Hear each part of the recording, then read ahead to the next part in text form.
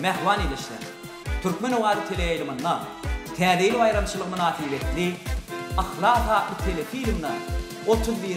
dekabrda tomaşa ettiler. Dursun mehirlice sülmüre, aynamızın oğrunca kara, ne bitmesin görmüdük sürer. Canım, gel canım. Dursun mehirlice sülmüre, aynamızın oğrunca kara, ne bitmesin görmüdük sürer. Canım, gel canım. Geçti geçti, vakit senden geçti, başım dolu sevgi pikirden. Yaştı yaştı, iyiyem günüm yaştı, akı sevgimi gözlerimden. Geçti geçti, vakit senden geçti, başım dolu sevgi pikirden.